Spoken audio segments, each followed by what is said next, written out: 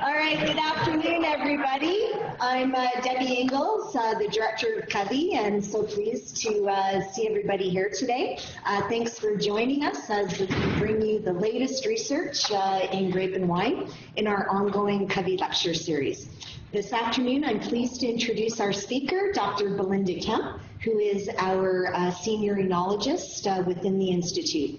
Belinda studied Pinot Noir wine tannin, flavor, and sensory characteristics at Lincoln University in New Zealand, where she attained her PhD. But she also gained a lot of practical still wine and sparkling wine production, both before her PhD study and subsequently during her studies in commercial wineries in New Zealand and in the UK. Her main research areas include wine flavor and aroma of red still wines as well as sparkling wines. She runs Fizz Club, which was her brainchild to bring the sparkling wine producers originally in Ontario together to network and talk about research, but we brought that initiative nationally across Canada. And this provides the technical foundation for the growth of Canada's sparkling wine industry. She also serves on the VQAO Standards Development Committee and is co-chair of the Scientific Program Committee of the International Cool Climate Wine Symposium, and you'll see the icon up there on her first slide. And today she's going to be speaking about communicating scientific research to grape growers and winemakers. So please join me in welcoming Belinda. Thank you, Debbie. It was quite difficult today when I put together this presentation, because knowing that it goes on YouTube, I wasn't entirely sure what or who the audience was going to be later on, not just today, but later on. So are there going to be later on grape growers and winemakers looking at it? Or are there going to be students and graduate students learning to speak about their applied research? Or is it going to be other scientists? So it was quite challenging putting it together, and I thought I'd put it together from our side, from the side of researchers and scientists talking to the grape growers and winemakers as much as possible.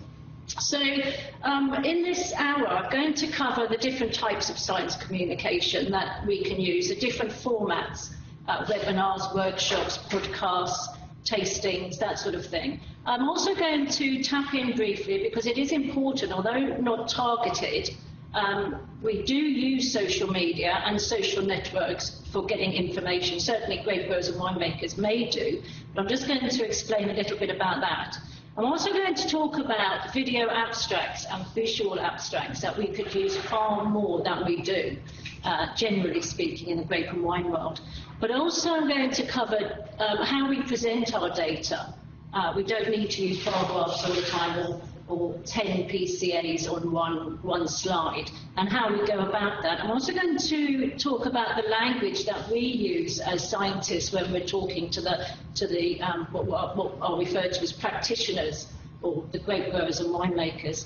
And also how, in this day and age now, we need to adjust the format of our research communication for the generation and the audience. For one thing, as an example, in Ontario, we are in a situation where we have an awful lot of the younger generation of winemakers coming in and taking over from those that are currently retired or in the process of retiring, for instance. So the way that we communicate with them is going to be slightly different. The other thing about that is that they're a well-read group of people, a well-educated group. Now we're seeing all those winemakers coming up that have passed through things like the Brock University undergraduate or indeed graduate degree as well. So our approach is going to be different now to what it was 20 years ago. So the first thing to remember is the basic idea behind science communication is dissemination, the ability to spread an idea for a group of people. This dissemination is the key to the advancement of science. And we're talking about applied science. We're now in a situation where all our research, and I talk on behalf of CCOVI, is passed to the grape growers and winemakers. But it's really important that we take into account that science communication is now a science in its own right. Many universities and research institutes have science communication officer positions, or they might call them knowledge transfer officers. They're science communication degrees. We have them science communication undergraduate and graduate degrees across Canada, not just in 1 or 2 provinces. We even now have science communication journals. The most prevalent one is the Journal of Science Communication. So they do research about science communication, which they present in the journals. The hashtag on Twitter is SkyCom, and it has a massive movement across the world now. And if you add on TO on the end, SkyCom, TO stands for Toronto, and there's a massive movement across Canada, and particularly in the major cities, for science communication. It feeds into science festivals, it feeds into all fields of science. They also advertise them, SkyCom TO, for science communication officer positions across the country. So it's a massive movement. It's much more than outreach now, and I think we have to take that into account as well with regards to what we're doing when we pass on information, our research results, to growers and winemakers. So why do we do it? Well, the first thing is that's what our job is, particularly Tim and I, is to pass on the research results to the people who can use the information. The second is that our research funding bodies require us to, and so they should do, because that's who we're doing the work for.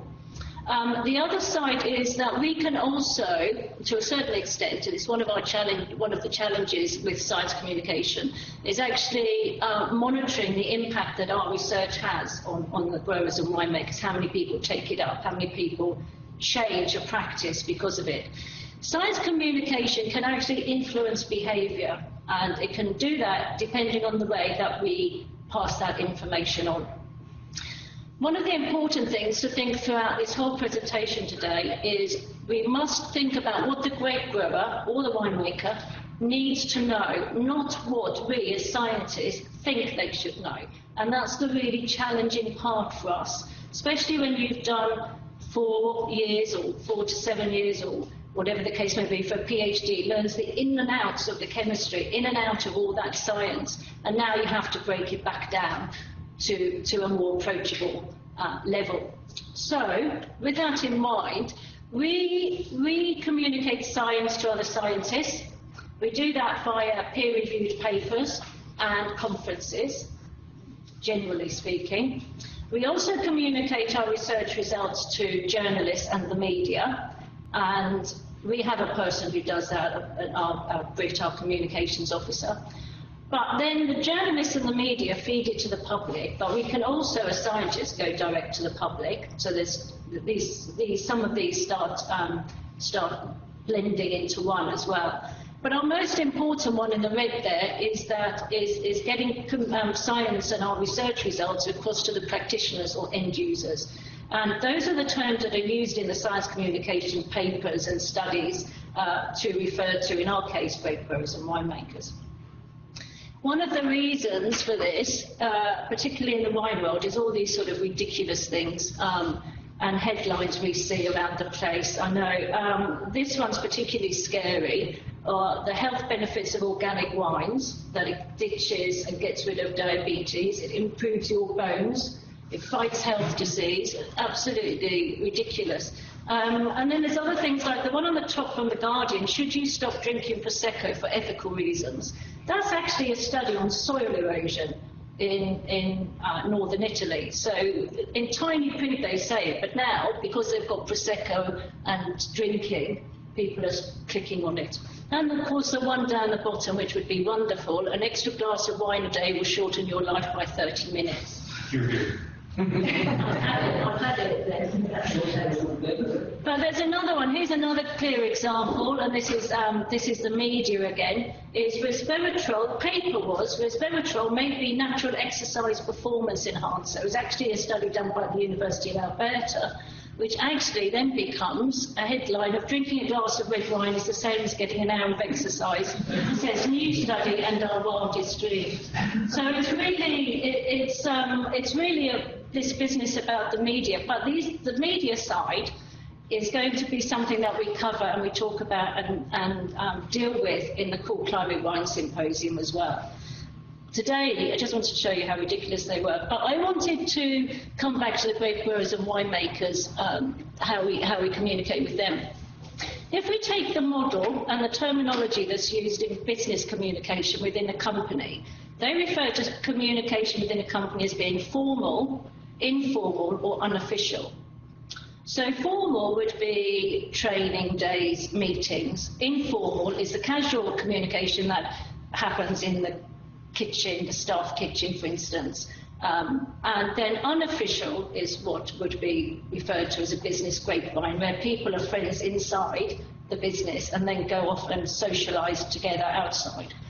So if we refer to that in the context of grape and wine research, then our formal aspect of communication would be lectures, seminars with or without tastings, field demos, even though it's still a formal, organised matter. Informal would possibly is quite challenging for us, because that would be more talking within a winery or in a vineyard, which is quite hard to do if you're driving a tractor, but amongst the people who work within the winery or vineyard. The problem we start getting when it's outside of a formal setting is that it's not possible to control what information is getting across. People sometimes listen to a bit and don't hear everything and take things out of context, for instance. It can sometimes, when we get to this level of informal, it can actually sometimes contradict information from the wine scientists themselves. And it really starts becoming more about communicating between themselves within the winery or grape growing environment. But it can also be quite useful too. For instance, new equipment tends to get purchased quite quickly due to that chain, grapevine chain. Unofficial is really difficult. Unofficial is things like parties outside of work where you're friends with different wineries. And that's, again, completely difficult to manage as well. And incorrect information can be passed on that way. Let's look for a moment, because of that, into the social networks, because this is actually vital in the grape growing and wine making industry here in Ontario. It's really, social networks aren't just about social media, it's also about that grouping together. And in Ontario, we have an awful lot of friends amongst the wineries that get together. So it's something that we need to just think about. One of the good things about these social media groups that we can tap into is that it's really about the influence of an opinion leader or somebody's personal influence on that group. We see that when new bits of equipment get bought in. Someone's got one, somebody else buys another one. And it spreads really, really quickly. I think leaf removal, our study on leaf removal work spread very rapidly because of this sort of thing. The other thing is that it does spread beliefs and attitudes and behaviours in our social media group, because we're exchanging information, the growers and winemakers exchanging information, talking. And there's an increased rate of adoption of research through these social groups. The problem with this as well, though, is that you get misinformation. And as we know from the politics, opinion leaders are not always right. That, unfortunately, is also true. And you have that personal influence and sometimes occasionally pressure from some sides. So that also stands as a threat as well. So whilst we don't have access necessarily straight into it, it is something we need to think about as we're talking about scientific research as well. Make sure people understand what's being said, keep it in context, and that's difficult, but we'll try. So the types of science communication have grown so much in the past few years. Let's take a few. Masterclasses and workshops, conferences. The scientific flash talks have become so popular as well. Podcasts are expanding. They seem to have another lease of life at the moment. And I often actually do get requests from our winemakers for scientific papers that validates our research, but more importantly, it's usually to tackle a specific problem that we've studied here at Brock. So they like to see the final paper. The peer review, and because I wasn't entirely sure who our audience was today, the peer review process is about scientists having their study and their research reviewed by other scientists. It's a bit of a long process for some journals. It goes through multiple stages, but I thought I'd share that information, and you can always go and have a look at some of the resources on peer review should anyone choose to want to learn more about it.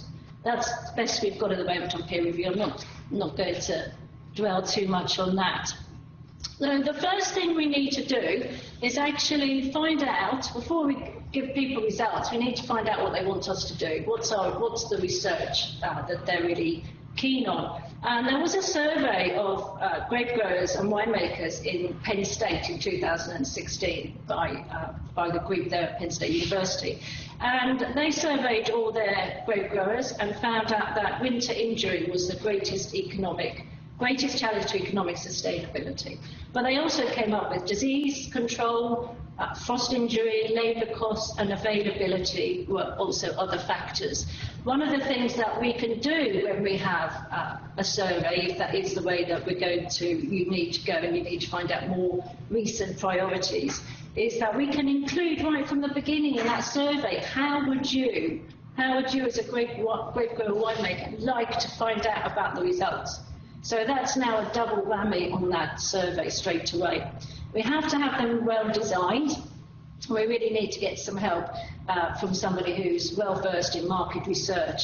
If we don't carry it out properly, then it's of little use to us. And with regards to that, I'm talking about different types of questions that can be used.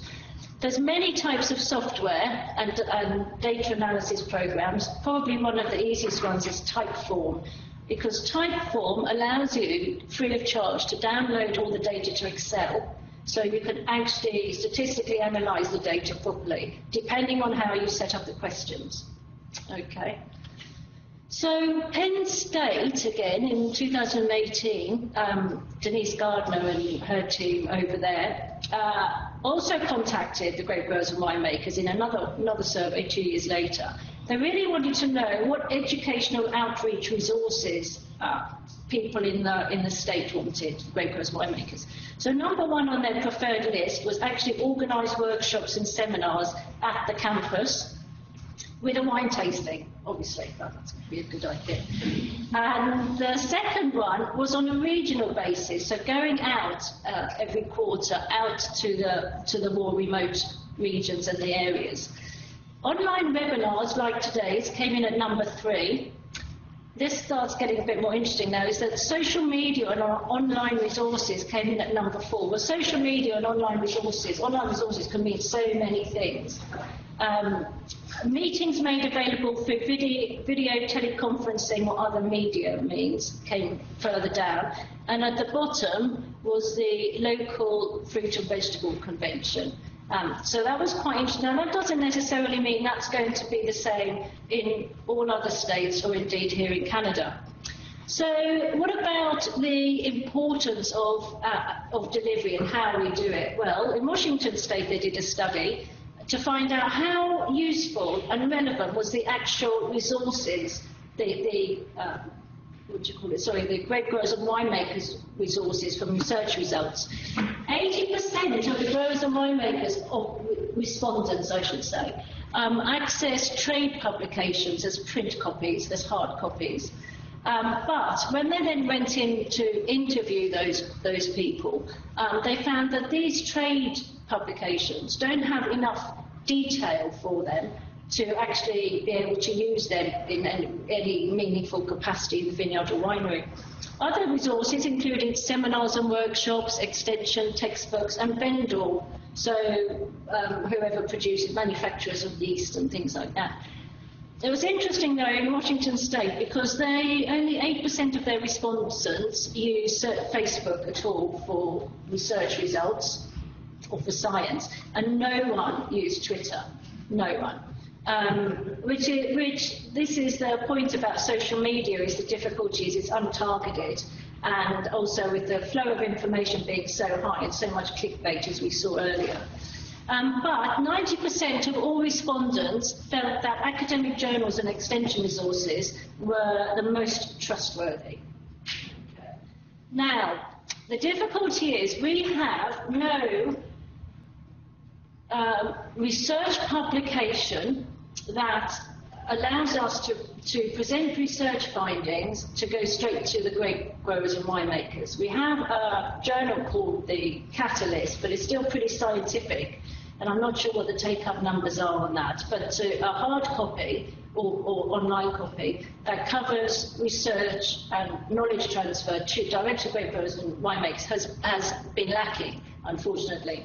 This year, the International Viticulture and Oenology group, their society, have just launched a new journal called the IVES Technical Reviews, and it's used specifically, it's going to be specifically for grape growers and winemakers. The panel and the people who are involved are from Germany, Switzerland, New Zealand, all the research institutes in Italy, most of them anyway are there, Austria's in there as well, Bordeaux, but they're also always looking for more people, more research institutes and universities to join. So whilst that's not ready yet, the first one hasn't been published, it's worth us keeping an eye on it as well, and for grape growers and winemakers. So as I was mentioning, in Ontario, this can't be the only place it's happening. I know it's happening in the States as well, like California. We have staff changing and the next generation coming in. And as the next generation is coming in, not only are the priorities linked to climate change, the majority of them are, but the priorities for research, as well as the priorities in how they receive information, how quickly they need it, is changing. And we need to address that with the amount of technology that we've got. So one of the slides just now was talking about how people like regional, grape growers, winemakers like regional-based conferences. So one of the difficulties with these is identifying those few scientific research results that people need to know. Because when you've done a PhD or a project for 4 years, we've got an amazing amount of data, but how much is interesting to us is not necessarily what the grape grower or winemaker needs to know, what's usable by them. For them. So they can be annual or biannual. They're really popular in all the documentation, all the websites and things I've seen. They can be 1 day or 2. By using the regional scientists, we can also update people in one fell swoop. They know that they're leaving the vineyard or the winery 1 day a year, and that's another aspect. And if you're using people who are scientists who are already in the country, then there's less funding needed. But it's also an opportunity to make our research more interactive and not just stand there giving presentations. So the delivery format can be changed to maximise attendance. One of the things I wanted to state about this, which I skipped by accident, is that you'll see that I've got a grey background. I popped in a slightly grey background, and one of the reasons for doing that is I find it very difficult to see black writing on white, especially in bright rooms. And for those of you at the Ontario Fruit and Veg Convention, you might have seen that some of the speakers in the lunch break changed their presentation slides and made the darker background because it's so bright and light. And what I see when I see black writing on white on slides is the writing heads up to the northeast and ends up on the right-hand corner, and I can't see where I am if I'm talking. And so I just dimmed it down a little bit with a grey background, and I wonder how much we think about that when we're giving presentations and talks, not just to the person speaking, but the person receiving, in the audience receiving the information, is to adjust the environment for them, not just for you as well. So going back to these lectures, the sage on the stage, moving away from them, you'll see today I'm standing behind the lectern. I find it really difficult because I like moving around, and what happens when I talk behind a lectern is my arms fly around. I know they are, but I've got no control over them. And so I find it really difficult to stand up and talk like this, keeping still. And when we do PhysCup, I have a walk around mic, and I can walk around all the tables and pick on someone that way. So standing up behind a lectern, and another reason for lecterns and things is what's quite difficult is seeing over the top of them when you're a bit shorter. But we don't have to do that. We can walk around. We can put a radio mic on when we're doing conferences or seminars and things. Today's a bit different because it's going out on the internet. But The lectures haven't changed a great deal since Michael Faraday delivered it in 1856 at the Royal Institution. That's quite something. And the sage on the stage, like this, a lecture, can be really difficult for people in this day and age. And you'll see people pull out the phones or nodding off and that sort of thing. But we can do so much more. We can do online games and polls and quizzes, and flash talks are such a good way to get over that. When we're doing workshops and seminars, we can do interactive. We can actually involve aroma standards for people to smell. We can use textures to explain tannins. What we do in our classes and our courses, we can also use within our workshops and master classes. As we know, and I just mentioned, we're really moving into an era where the people, the grape growers and winemakers are becoming younger, and now we've got a much bigger generation gap between what's happening and those who established the industry. So they're preferring to communicate in a whole bunch of different ways, whole range of ways, and that's what we need to get. Hopefully, we're never going to give a lecture using emojis, but I just want to use that as an example. So, what about some ideas and some suggestions for success for actually delivering research results? It's quite interesting because when we write grants, we really have to be innovative in our research. We have to be innovative in the way that we do it and creative. But we don't tend to do that so much and think in the same way that when we disseminate those research results. So really, the format I just mentioned, but we also need to appeal to the people who are in the lecture. And I'm going to explain in a little bit about the language that we use, that we have just got accustomed to. And we also do need to think about breaking down multiple step processes. But if it's not urgent and wasn't needed in the first place, and it wasn't really usable by the grape grower and winemaker, then why are we showing them how photosynthesis works in a chemical compound? So we need to be at an appropriate level, and we don't want to use any language that unintentionally frustrates people or demeans someone. I'm going to give you an example of that. I think it's important to think about what workshops and master classes are. And workshops are basically more practical. Master classes can be more technical. But they're not lectures, and they shouldn't be lectures. Think of them more as practical labs that we do when we're teaching our students. And we do that with Quiz Club. There's wandering around. It's all interaction all the time from the beginning to the end. And there's not one time, one because I find it difficult to stand still all the time, but the other thing is there's not one great big long presentation without going out and doing things in between. So we really need to think about getting the audience involved as well. People have a really strong tendency to confirm their existing ways of thinking, and so they go out looking for information that will confirm their ideas. And one of the ways to challenge that is ask people, invite people to come to a webinar, to come to a workshop or masterclass with their own questions before they even arrive, so that you can cover everything that they need to know or they want to know, as well as your own research results. But the thing that I find really interesting is we have rules and regulations in academia in how we do presentations or in how we do posters. But when we go to fruit and vegetable conventions or when we are presenting to the grape growers and winemakers, there's no rules and regulations there at all. We don't have to keep going doing materials and background materials and methods, all that sort of thing, results and discussion. We can be more creative. Very different story when we're presenting to an academic in an academic environment. But we can start having to think about how we can communicate without being so academic. And format is one thing. We always do need to give a background to the study, of course we do, but the opening line could be the most important take-home message of the day to grab their attention and then explain from then on. Stats are important, obviously they're important, because otherwise it's not relevant, the work, but how we present those stats, how we actually show them in graphs or diagrams or things can be changed. There's another thing. Language is really one of the biggest difficulties, because it's not about us as speakers, it's not about you, it's about what the grape growers and winemakers need to know, what's useful or not useful, what's usable. And one of the things I have heard in the wine community here is that those who believe if you use long words, that the wine community thinks the speaker is highly intelligent.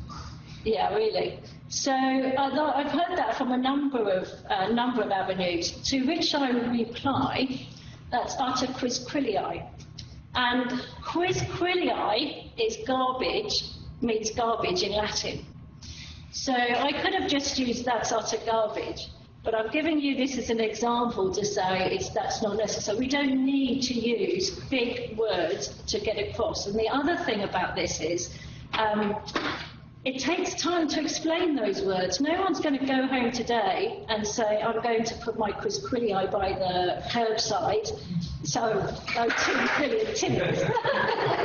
Okay, Tim might do, but most other people aren't going to use it. So the language we use should be something that they're going to be more come to grips with and use more often and be more aware of. The other thing is that's really demeaning is if I could have said, for those of you who don't know, quizquillii means garbage in Latin. The problem with that, as soon as you say, for those of you who don't know, you've split the room in half between those who do and those who don't. And straight away you've put up a blockade, because now it's about knowledge, it's about you, what you know. You know, I know this, but half of you don't, kind of thing. So it's a really demeaning thing to say for those of you who don't know. We think of it as saying, almost apologising in some way to those people who do know what it means, but actually it's not. It just cuts the place into, and the eyes glaze over and the phone comes out. Now you've made it straight away about you, the speaker, and not about them. So we don't need to say that. Another one, I'm going to explain this as well. So my point with this quizquillii is actually that we just don't need to use it and use long words unless it's really relevant and really important and really useful, like the name of a pesticide or whatever the case may be. Uses up our speaking time. The other thing that is a major bugbear that we don't need to do is somebody coming in and putting up their hand and saying, here are 3 slides of all these chemical structures which look like chicken wire and honeycomb. I know you don't need them, but I'm a wine chemist, so I have to put them up. No, you don't. You don't at all. We don't need them, because what good is a chemical structure to a grape grower and winemaker who needs to increase their yield of their grapes? Or to a winemaker, the same thing. So we have to think about what goes on the slides. Not just what's useful, but also we don't want to lose their concentration. We don't want people to not get their phones out or anything else like that. So chem structure slides, do you really need 3 slides of honeycomb? I'm not sure that we do. So what we need to do is to reduce the use of them to what the audience needs to know and can actually use. Are you trying to impress with how much you know because you're a wine chemist? Or are you trying to get across serious, important research that's important for winemakers? Now, that's one thing about talking a language, but we haven't yet touched upon things like posters and podcasts. And again, posters and academic posters have changed so much, and they've changed for grape growers and winemakers as well. Everywhere we go, we've got so much technology. Check out some of these posters 2 different ways. Now, they are going to cost money to use, and you would need specific hardware possibly and software, and it is space dependent. There are companies out there who hire out this sort of stuff for conferences or for one-day meetings and this sort of thing. So it is a way that we can, it is something that we can think about using, but we need to work out how it's going to be useful. I particularly like, that's great, that one on my far left, your right, is actually a scientific poster in there, or looks more like a scientific poster, whereas this is far more interactive that you can get into and have a look. This is something that we don't do much of here, but it's something that we could do and is really, really useful. This is from a PhD student. This is her entire thesis as a visual abstract, a graphical visual abstract. But I also, when I saw this, I also thought how fabulous for a poster for grape growers and winemakers where you cut out all the boxes and the text. This can actually be done in PowerPoint. And it's a bit like a graphical table of contents that we do that some journals ask for, but not as well, if you see what I mean. It's a bit slightly different. But she has here the aim, why she did the work, how it was carried out, and what she discovered. Now, this might not be for everybody, but she's also done this as a visual abstract to match her text of her abstract in her PhD. So, again, it's something that can be used as a handout at conferences. It's something that can go on social media, quite simple and easy, without any fear of publication issues or anything like that. It's something that can be emailed to grape growers and winemakers, and it's something that can go in the PhD as well as out on social media. So visual abstracts is another really useful and interesting way that can be converted to posters and things. So, as I mentioned, it's similar to content graphics for online journals. It's really great for social media. We could actually replace certain briefs and documents for it because it's so visual and easy to read. It doesn't impact publication, and it can illustrate a successful poster for the audience you're doing it to, for the grape growers and winemakers. So when we do posters or visual abstracts as well, again, we really need to focus on what the end user wants, what their experience of the poster, not what we think should go into it again. And that's the tricky bit, is getting to grips with what we need to what information we need to pass on, and prioritise what the key message is all the time. This is our Canada infographics. You can see it's slightly different. Infographics tend to be more for marketing, but we can use infographics obviously in some of our works. But diagrams, infographics, all that sort of thing and visual abstracts are a really good and quick way to get across important points. Podcasts, we don't do so much here. I know Cornell and some of the other universities, UC Davis, I think, does some.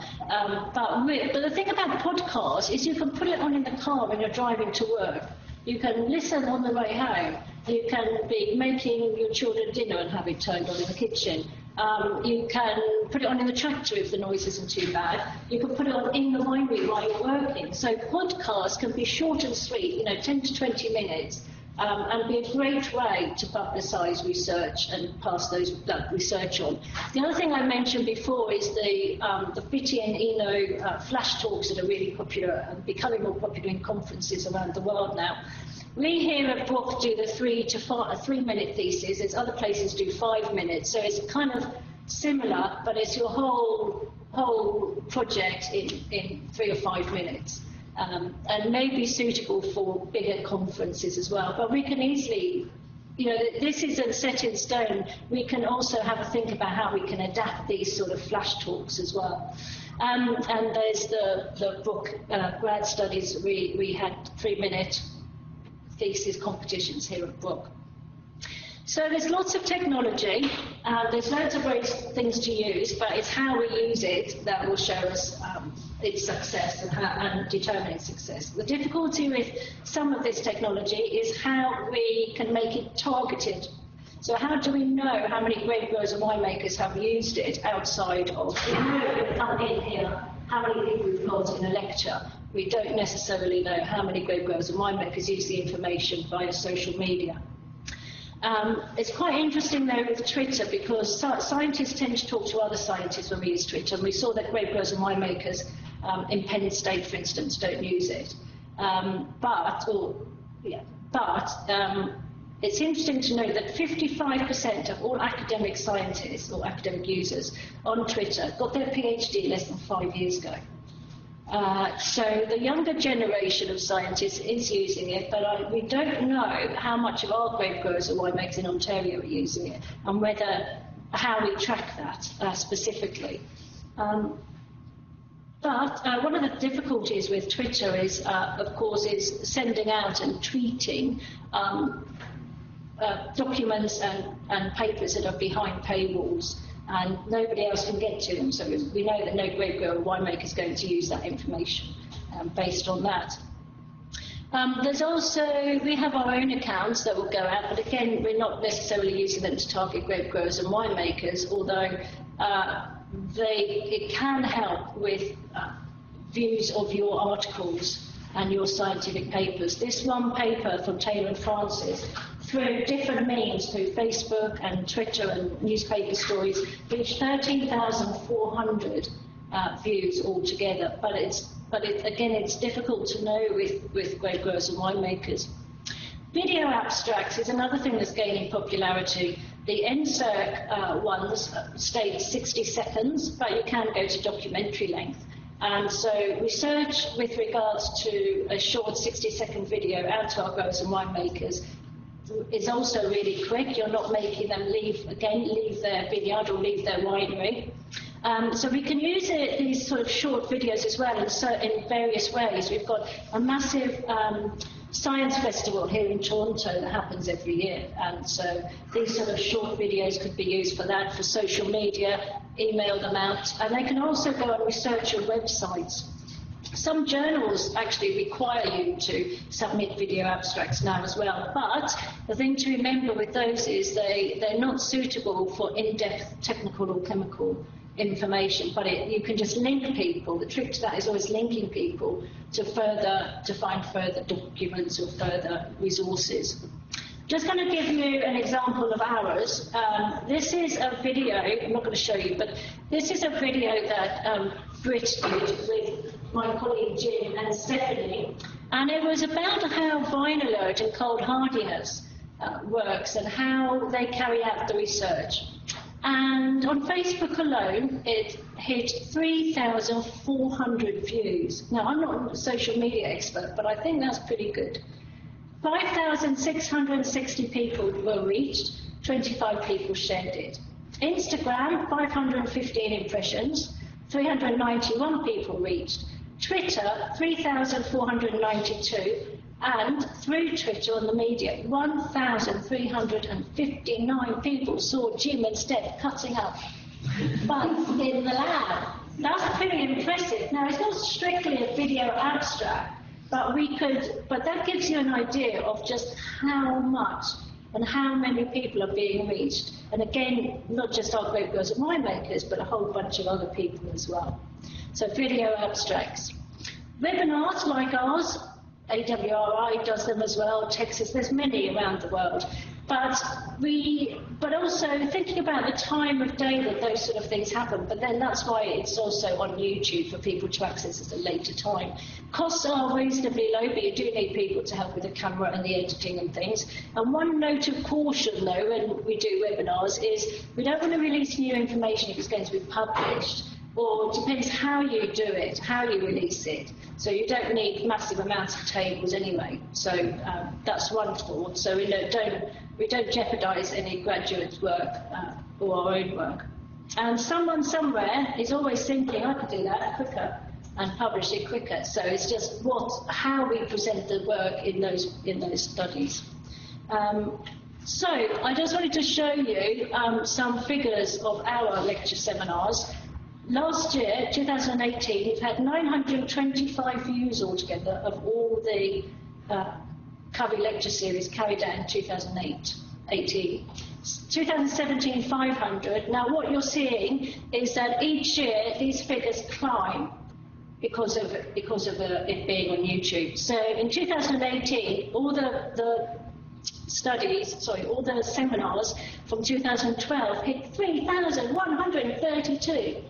And I read that the standard number of people to usually observe a webinar or a webinar that's been posted is 369 people per one webinar. So that's pretty impressive, those sort of figures. So constantly, again, the difficulty is when you put them on the internet, on YouTube, is we don't know how many growers and winemakers. If somebody can find a system that doesn't affect data protection and can track how many grape growers and winemakers do these sort of online events, that would be useful. Blogs and vlogs. Blogs are really interesting, and it's a really good way to communicate science to major stakeholders and to the general public. But it needs somebody to constantly update it. And here's a brilliant website of Dr. Kim Nicholas in Sweden. If you have a look at hers, she covers wine, climate and sustainability. And she's always updating it. There's a blog area on there as well, which talks about each of the graduate students and how each of the research projects is put up there once it's been published. It does take somebody time to do it, but you can do a blog on a per project basis. It doesn't have to be on a per scientist basis. We've got some laboratories here have their own blogs or their own Twitter accounts as well. So there's a number of ways you can do it to break it down. In Europe, we have to do a website and a blog per project that's funded by the EU. So that somebody can always click in and find out. If you do it by per project, then other people can chip in. It's not just you that has to update it all the time. So there's a number of ways to do that. But it might require learning some software, but it is an effective form of, as long as each blog post is to the point and direct and doesn't go on for pages and pages, or become too scientific in itself, in its language. Vlogs are a funny one. They tend to be video blogs or video logs or video diaries. Natural Resources Canada have a whole range of science vlogs. So they're different to lectures and seminars. They are more chatty and that sort of thing. I'm not sure you could actually call our CCOVI Lecture Series vlogs, because it's not like that at all. We're giving individual lectures. But it could be a diary of a particular project going on, and maybe something for Vinyl Alert or whatever. There's very few viticulture and oenology science research vloggers. I hate that word, vloggers. But who knows, that may change in the future. But the blog aspect in the website is always sends back people to read it, so more visiting. Data visualization. We have so many ways now with so many software to present data, and R being one of them. It does mean that we need to learn more software systems, but that's fine. One of the things is for grape growers and winemakers, we tend to present all the time in bar graphs, but the bar graph with biological data is taking one mean, is taking the average. Really, what we want to do with biological data, like bud burst data, for instance, is look at box and whisper plots so we can get the spread of the data. And we explain how that works to the grape growers and winemakers. And they're quite straightforward and easy to use, and we're not reliant on one number. But it's how we visualize them and how we use that data. All those sort of ways are not necessarily, all may look fancy in a paper, but they're not necessarily ways that are going to be useful to grape growers and winemakers. So we condense them, chop out tables. We don't need loads of tables in slides either, because you can't see them anyway. I've made that mistake myself as well, I have to say that. And use visualizations that don't require loads of translation. Anything that you have to constantly explain too much, we need to minimize that. And when we do presentations and use data in our way, is we actually really need to make sure as much as we can that each slide we talk about the financial impact or the grape and wine quality, the effect on the final wine. And don't wait to the end to sum all that information up. If a person knows they're knowing that as they're going along, then we don't close off so much. But there's other things to do. We haven't touched upon these yet either. Field and vineyard demos, like Jim's pruning, for instance, and geotextile demonstrations. This is our colleague Fritz Westover, Westover Vineyard Advising, and he does virtual learning, and he has a live vineyard advising, so you can be in the vineyard and talk to him, and he has forums and things, but they're live. And so if anybody has a look at those, he's really captured a really good way to use technology that is relevant, that is live while you're in the vineyard. It's really, really useful. We always love seminars with tastings. I know our winemakers do, and one of the most favourite parts of Fizz Club is when we spike wines with all these different honey concentrations and flavours to help them and train them in that. So Wine tastings are always popular, and fault workshops. And I can't, this is well, not strictly ours at all, it actually belongs to AMAFRA, but they do a grape research tailgate tour that goes around the wineries, and it's always well attended and packed out. And again, it's that hands-on, outside business that they can relate to because it's in the vineyard. There's also Dance Your PhD. I wasn't entirely sure how enthusiastic our grape growers and winemakers would be about that if we got them in for performance arts, but it was something I wanted to pop down there. The AWRI, though, have an artist in residence starting, capturing all the grape and wine science in the form of art, visual art, which is going to be really interesting to see how that works. We haven't even tapped into VR and AR. We can use AR in our grape and wine research dissemination as well, and that's something we'll be looking at in the future. We don't have a wine science cafe yet, but we could do. Grape and wine research radio and TV, not necessarily, they tend to be particular programs, but we can use much more smell, taste and touching experiences with our grapes and wine as well. And of course, things like diseases lend themselves to visual learning. And I put wine science comics down just for fun, really. So we can evaluate, just look at the time, we need to evaluate all these sort of workshops and things that we do. We can ask grape growers and winemakers what they want us to include before we even do it in a survey, and as well as afterwards. We can't always judge how great something's been unless you've got, because it's about customer satisfaction, you can't judge on how many people turn up necessarily. And so, but by gathering data, we can use that. One of the difficulties with surveys is we have to get the questions right. So I'm going to give you an example here. For Fizz Club, we asked 2 questions. Please provide topics for future inclusion, which was the one most people skipped.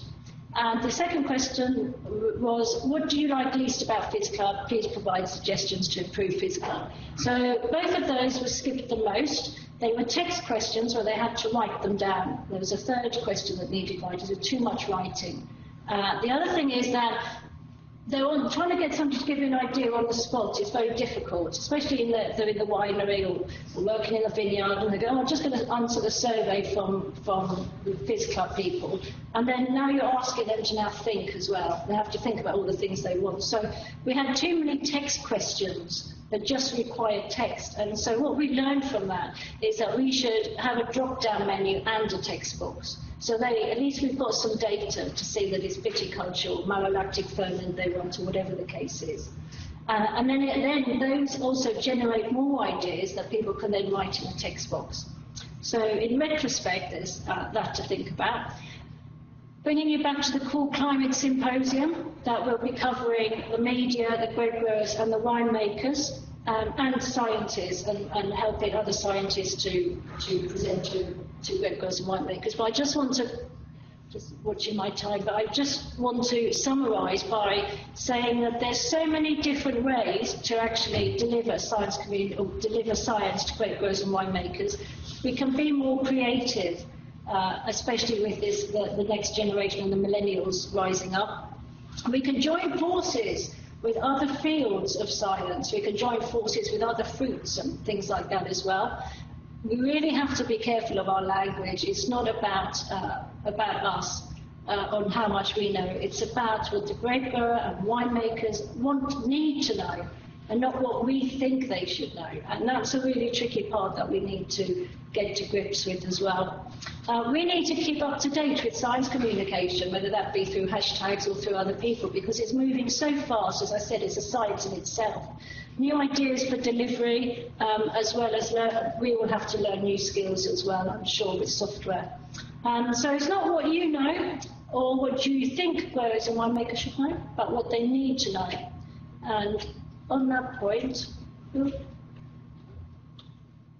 there we go. On that point, I just popped down, no one learns from know-it-alls. We don't, we just shut off. If somebody knows everything and telling them about how much, they're telling you about how much they know, it just creates people who know who knows not, or that know not a lot. So on that point, I just want to bring us to a close. There are my references, and you'll see quite a those are A few of those are from the Journal of Extension, which is also an interesting journal for grape growers and winemakers as well, that we can, we contribute to them. And on that note, I'd like to ask if you have any questions.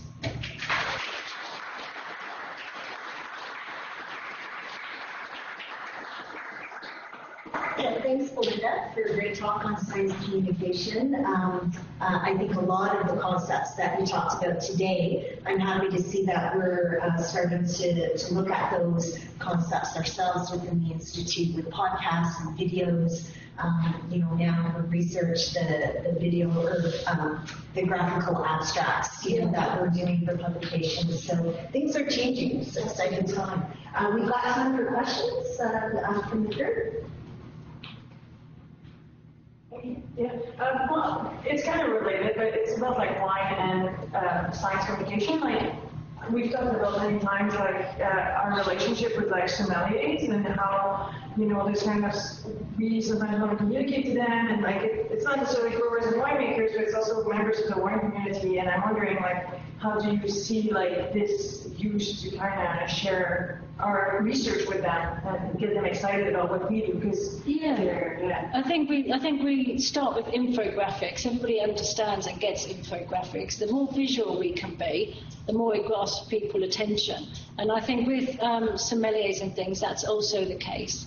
People within the wine industry. And also LCBO, you're probably talking about things like LCBO product consultants and buyers, wine buyers and that sort of thing. So certainly I think from the visual side, but it's got to be a topic as well that is relevant to those people. And that's another tricky one, because they're not necessarily interested in cold hardiness. But they might be interested in something else, like with us, the sugars and the dosage business was something that really interested them. So I think the topic has a lot to do with it as well. So like fake news, misinformation articles, like we try to push past that with like scientific journals, but that issue with the paywall, do you see like it's only going to ever be like so far we can get with trying to like get the correct information out there via like internet? That's what most people will Google. Do you see a way that we can like kind of like get almost around that kind of paywall? Because I know like great growers are going to want to pay to subscribe to a certain journal, but like if they're searching something up with their issue, with their wine, online, and they see the fake articles. Do you see like any way to get past that? It's really difficult, and this is one of the topics that we're covering at the Climate Symposium. But it is really difficult because they use the headlines and things and turn them around to sell their papers or clickbait, so that people click onto it. And it's a real challenge, and we don't want to educate. They're journalists after all. They're not wine scientists. But if we can find a happy medium within communication that suits everybody that goes from isn't scientific papers necessarily, but we sends people to that resource, but something that's more on the ground level that utilise. And I think that actually getting across to grape growers and winemakers some of our research using the same language, we know that they know what pruning is, what bud burst is, and that sort of thing. But unless you've got a horticultural background, the general public don't necessarily know all that aspect to it as well. But I think it comes back down to the same thing: is how we communicate in our PR and marketing is one thing, and I'm talking about all scientists now. But once it's gone out the door, we have no say on what the media chooses to do with giving it a new headline or whatever. So it's really a really big challenge, and I'm hoping people far more involved in science communication who will be coming to help us at the Climate Symposium can give us some more indication and some help with that. Just one other comment to that. With more and more journals now being open access, if individuals want to see that initial result themselves published by the researcher, more and more journals are not paid per view. They're open access, meaning that you would have access to that. So that's a huge change. That's a trend within the scientific community. Thank you for the very exciting presentation. I'm not about the wine or the cultural world. I'm policy, but I'm deeply invested in essentially engaging, mobilizing knowledge beyond academia to practitioners. And as you make in the presentation, you mentioned some of that's covered over a few slides, how you assess uptake of research and practitioners within the public. But partly was wrong when it comes to impact. Again, goes to the council agency, research outputs and actual impact, changing the behavior, changing perceptions, attitudes.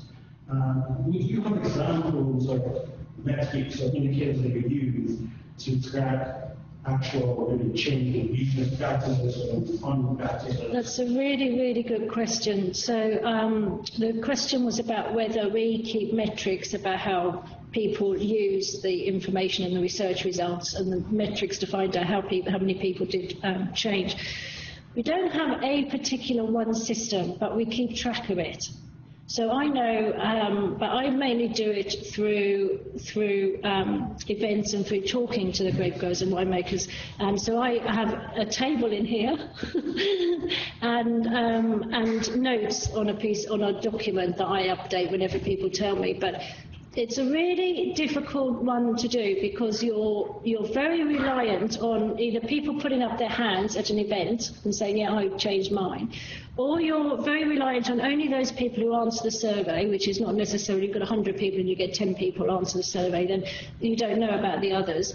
And another way to do it could be a focus group, which we haven't tapped into yet. But if there was some sort of software or something that could link us to be able to keep track of it, I don't know how to do that. But I know which winemakers have changed their winemaking, but it's only through Fizz Club and people talking about it amongst other winemakers. And then I keep a document and update it. But if you know of a system, I will say that we did take a stab fairly recently, just a couple of years ago, and did an economic impact assessment for the research programs that had been around for about 10 years from 7 different programs. And we asked that question back to the industry: are you using this? Can you articulate the impact that this has had on your business? And put a dollar value to it. And I'm happy to report that from that assessment, there was a direct $58 million a year economic impact from the research outputs from the Institute annually for the industry. And if we put that into economic impact models, that increases up to 91 million economic impact in the province of Ontario each and every year. So, I think those sorts of studies, they're a little bit intimidating to take on, at the start, to see what we are doing in the Institute doesn't have that impact. But having that assessment done really shows the value of what we're doing here at the Institute, not only to our scientists and our group of staff, but also to the industry that we're investing in to work with you to address these issues. Tim, I think you had a question. Yeah, thank you very much. That was great. Really interesting topic, and one that's bright with implications for what's happening. Other situations that's to do with mobilization of recycled dollars. Yeah. Doing from climate change to vaccination. Scientists are taking very seriously the question of how to get uptake on their research, sometimes in the face of resistance in various countries. Yeah.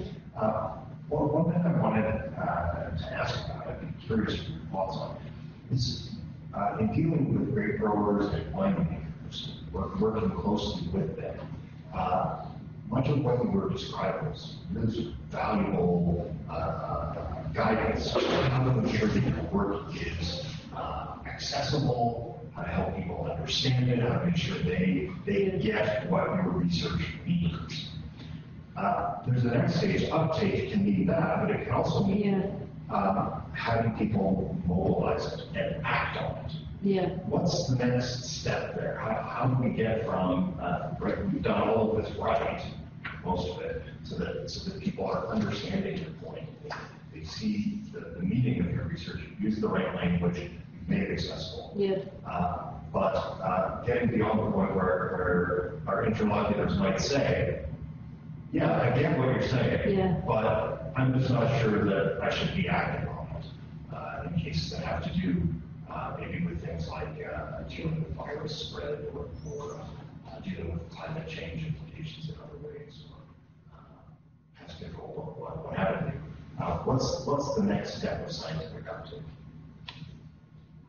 Oh, that is a really good question about scientific uptake. I'm going to put it in a position, maybe Jim can help me on the vineyard side, but on the wine side, from Fizz Club, and we have 40 to 80 people in a room, we discuss it, and who changes what on their winemaking. And we're in a position where the winemakers put their hands up and offer information. So they're quite happy to share. The thing is that some of it we have a direct impact, but the difference between not winning a medal and then having a wine win a gold or platinum medal, for instance, because knowing that they've changed something during Fizz Club is the way I can monitor it in some ways. Those other wineries who use or change something, they'll often contact me and say, can you just remind me, we're just going to do what you said, but can you just remind me about this? So I get a lot of impact and a lot of take-up, but not a lot of it is visually monitored or surveyed or that sort of thing necessarily. But the difficulty with that is the survey response rate that we come across, which doesn't account for others. And not every single winemaker can make every single Fizz Club or every single seminar or workshop or whatever the case is. Maybe Jim's, yours is more obvious. Somebody signs up to Vine Alert and you hear about what's going on in Vine Lab. But our winemaking tends to be something that they share amongst themselves and with me. And if there was a way, as I said earlier, if there was a way that would maybe somebody else in another field with some other fruit or vegetable has a system in place that could be used. I don't know. Maybe it comes back to a project website, with a blog system, or maybe you've got a website per project that you can link in and type in whenever it's convenient. I just don't know at the moment. That's got to be confidential though, because not everybody wants to know.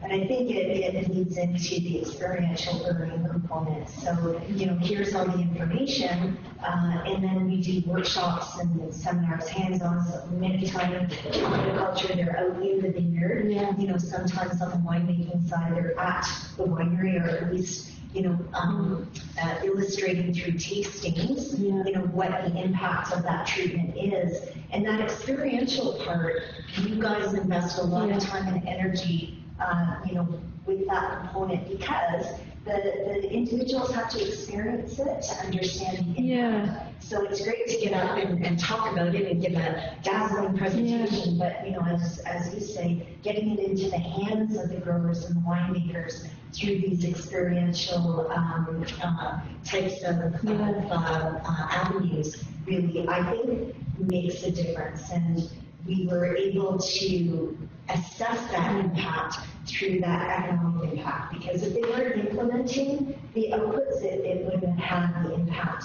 that it was having. So, I think they're all components. And they're all linked. The other thing is that what we find as well with the winemakers and all the workshops we do is they learn something new. They can taste the wine. Their vineyard or their winemaking might not be exactly the same. They've taken that information, and while they haven't done what we started to show that they should do, they've taken it, used that knowledge, and used it in another way. They go, I don't want to use that product, but if I use this, then I get this. So now I know what Belinda's talking about, but actually just want to do something a bit different on that take. And with that knowledge and information, they've then gone on to change something themselves with that added knowledge, which isn't it is using the research results, but in a slightly different way, not doing exactly what they're told to do, sort of thing. So that happens quite a lot. Do you have any other questions? With that, please join me in thanking Belinda.